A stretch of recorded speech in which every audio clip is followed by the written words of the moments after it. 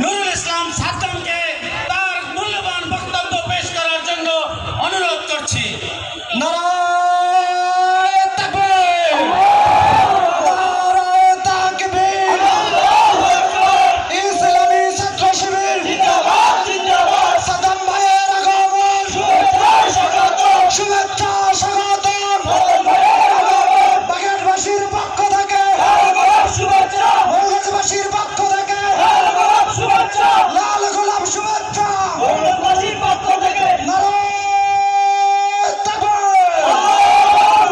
সম্মানিত উপস্থিতি, আপনারা যারা দাঁড়িয়ে আছেন যে যার জায়গায় বসে পড়ুন, আশেপাশে যারা আছেন সবাই প্রোগ্রামের স্থলে চলে আসুন। এখনই আমাদের প্রধান বক্তা ইসলামী ছাত্র শিবিরের কেন্দ্রীয় সেক্রেটারি জেনারেল আমাদের মাঝে মূল্যবান বক্তব্য রাখবেন।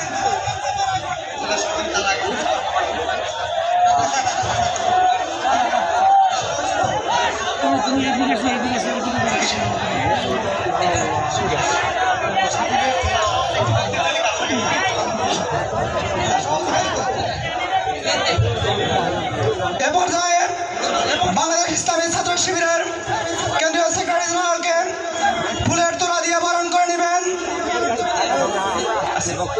বাংলাদেশ ইসলামী ছাত্র শিবিরের বাগেরহাট জেলা শাখার সম্মানিত সভাপতি হাফেজ মোর্শেদ আলম ভাই। ফুলের তোড়া দিয়ে বরণ করে নিচ্ছেন বাংলাদেশ ইসলামী ছাত্র শিবিরের কেন্দ্রীয় সেক্রেটারি জেনারেল নুরুল ইসলাম সাদ্দাম ভাইকে বাগেরহাট জেলা শাখার সভাপতি হাফেজ মোর্শেদ আলম ভাই।